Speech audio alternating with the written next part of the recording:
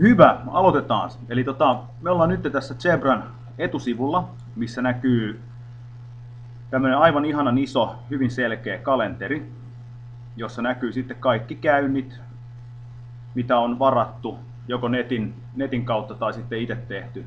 Eli ikään kuin työlista, työohjelma näkyy tässä nyt viikkotasolla. Eli ihan mukavan kiireinen viikko on, ei ole hirveän paljon vapaa-aikaa ollut, paitsi torstaina on ollut kokonaan vapaa päivä. Eläinlääkärin työajat, mitä olen itse kirjannut, niin näkyy tässä yläpalkissa, että mihin aikaan on eläinlääkäri paikalla. Se vaikuttaa sitten siihen nettiajanvaraukseen. Ja tämä on hyvin helppo. Tässä näkee yhdellä silmäyksellä, että millainen viikko on tulossa. Nämä käynnin avaintiedot näkyy heti kalenterissa. Jos haluaa pikkasen lisätietoa, niin voi viedä hiiren tähän tämän käynnin päälle, jolloin pystyy sitten tosi nopeasti katsomaan, että mitä sieltä on niinku tulossa.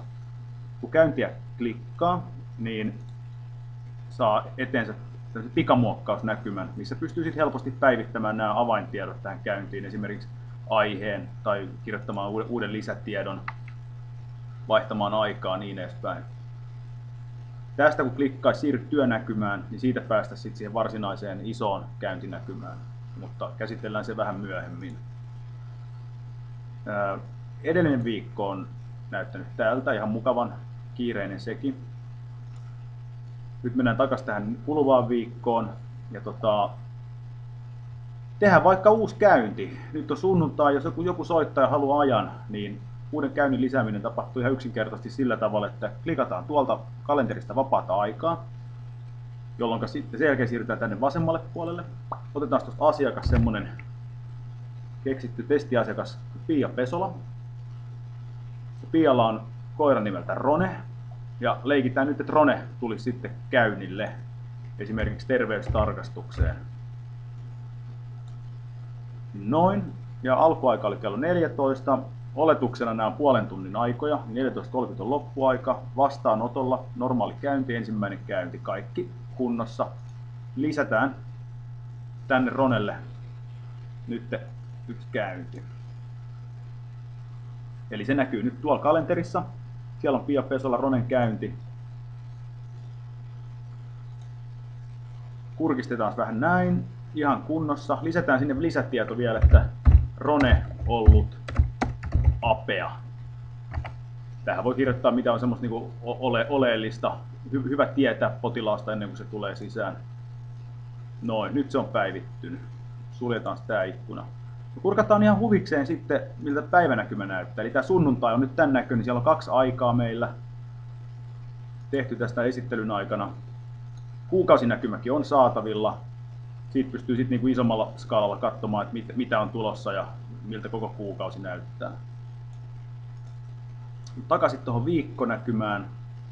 Täältä voi helposti katsoa myös työkaverin viikon. Eli täältä ylhäältä painaa, niin näkyy sitten kaverin viikko. No se on vielä kiireisempi, sinne ei paljon näköjään uutta tavaraa mahdu. Entäs ensi viikko? Joo, no sitten seuraavalla viikolla siellä alkaa olla pikkasen aikaa. Eli tämän kautta voisi myös laittaa helposti työkaverille käynnin. Esimerkiksi kun ottaa puhelinvarauksen vastaan, niin klikataan tuolta uusi käynti. Tuolla on Virvelle tilaa, tonne väliin. Otetaan taas tää Pia Pesola ja Rone saa taas tulla käynnille. Valitaan tästä vaan tekijäksi Virve ja laitetaan tähän, että testikäynti. Näin. Ja lisätään tonne kalenteriin. Noin, siellä on nyt Virvelle buukattu yksi uusi käynti. Jos tämän käynnin haluaisi siirtää, ei käykään tähän aikaan, asiakas soittaa, että sopisiko toinen aika, esimerkiksi siirrettäisiin keskiviikolle, niin siirto onnistuu ihan yksinkertaisesti. Tämän voi raahata tästä uuteen paikkaan tämän käynnin. Joko saman päivän sisällä tai niin kuin nyt tehtiin, niin tänne ihan toisen päivän puolelle. Jos kalenterin näkymä ei miellytä tai tuntuu, että siitä ei saa kaikkea tietoa, niin on myös vaihtoehto katsoa näitä käyntejä tälle listamuodossa, milloin siinä näkyy asiakas ja aihe ja tämä aika.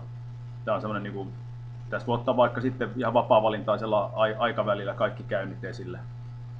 Myös listauksia voi aina myös rajata, eli jos me nyt haluttaisiin tätä Piaa täältä etsiä, niin pistetään tuohon vähän enemmän aikaa, näytetään vaikka 100 riviä tavaraa, kirjoitetaan tonne Pia, niin nyt näkyy kaikki Piojen käynnit, että siellä on Pesolaa ja pari muutakin Piaa näköjään ollut tulossa.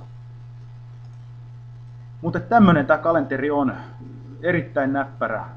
Kaikki, jotka tätä on käyttänyt, suorastaan rakastaa tätä. Kiitos mielenkiinnosta. Ei muuta kuin seuraavaan videoon.